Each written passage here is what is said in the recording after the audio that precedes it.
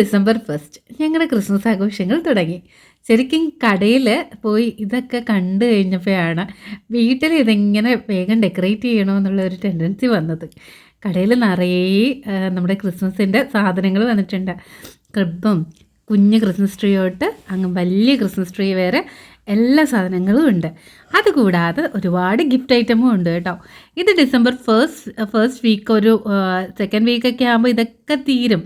കുട്ടികൾക്ക് നമുക്ക് ക്രിസ്മസ് ഫ്രണ്ടിന് ഗിഫ്റ്റായിട്ട് കൊടുക്കാൻ ഇഷ്ടംപോലെ സാധനങ്ങൾ, പിന്നെ ഡെക്കറേഷൻ ഐറ്റത്തിനും ഇഷ്ടംപോലെ സാധനങ്ങൾ. ഇതൊക്കെ കണ്ടു കഴിഞ്ഞപ്പോൾ പിന്നെ വീട്ടിലേക്ക് ഒരു ക്രിസ്മസ് ട്രീ മേടിക്കാമെന്ന് വിചാരിച്ചു. ഏറ്റവും വലിയൊരു ക്രിസ്മസ് ട്രീ മേടിക്കണമെന്ന് എൻ്റെ വളരെ കാലത്തുള്ള ആഗ്രഹമാണ്. പക്ഷേ ഇത്ര പെട്ടെന്ന് സാധിക്കുമെന്നൊന്നും വിചാരിച്ചില്ല. ഇത് ഞങ്ങളുടെ പഴയ ക്രിബ്, വർഷങ്ങളായിട്ട് ഞാൻ യൂസ് ചെയ്യുന്ന ക്രിബ്. ക്രിസ്മസ് കഴിയുമ്പോൾ ഇത് അടച്ച് മടക്കി വെക്കും. ഞങ്ങളുടെ വീട്ടിലെ സെക്കൻഡ് ക്രിസ്മസ് ആഘോഷമാണ് കേട്ടോ. ആദ്യത്തെ ക്രിസ്മസ് ജസ്റ്റ് പാലുകാച്ച് കഴിഞ്ഞ ഒരു സമയമായിരുന്നു. അന്നേരം എന്താ പറയുക, ഇവിടെ ഇങ്ങനത്തെ ഒരു ഫെസിലിറ്റിയോ കാര്യങ്ങളോ ഒന്നും തന്നെ ഇല്ലായിരുന്നു.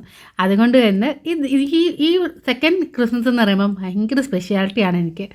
അന്നേരം ഞാനും സാത്തിയും കൂടി ഡിസംബർ 1 തന്നെ ഞങ്ങളുടെ ലൈറ്റിങ്ങും കാര്യങ്ങളും ഡെക്കറേഷനും ഒക്കെ തുടങ്ങിക്കഴിഞ്ഞു.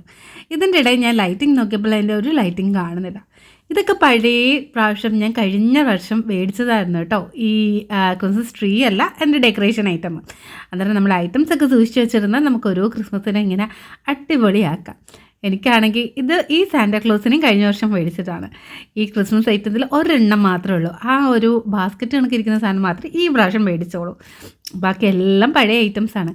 ക്രിസ്മസ് ട്രീ ഇത്രയും വലുതായതുകൊണ്ട് തന്നെ ഇതിൻ്റെ ഒരു ക്ലോസപ്പ് മോഡൽ എനിക്ക് എടുക്കാൻ ഭയങ്കര പാടായിരുന്നു. എങ്കിലും അത്യാവശ്യം ഞാൻ ഉദ്ദേശിച്ച എൻ്റെ ലൈറ്റിംഗ് കിട്ടിയില്ലെങ്കിലും ഉള്ള ലൈറ്റ് കൊണ്ട് അഡ്ജസ്റ്റ് ചെയ്ത് ഞങ്ങൾ ഡിസംബർ 1 തന്നെ പുൽക്കൂടും ക്രിസ്മസ് ട്രീയും പിന്നെ ഞങ്ങൾ സ്റ്റാർ ഇട്ടിട്ടുണ്ടായിരുന്നു. പക്ഷേ എന്ത് ചെയ്യാനാണ്, അൺഫോർച്ചുനേറ്റ്ലി അത് കത്തുന്നില്ല. അതും കൂടി ഒന്ന് ശരിയാക്കി കഴിഞ്ഞാൽ ഞങ്ങളുടെ ക്രിസ്മസ് ജോറായി. അപ്പം നിങ്ങളും ക്രിസ്മസ് ആഘോഷമൊക്കെ തുടങ്ങിയില്ലേ, ഇങ്ങനെ ചെറിയ ചെറിയ ഐറ്റംസ് വെച്ച് നിങ്ങളും തുടങ്ങും.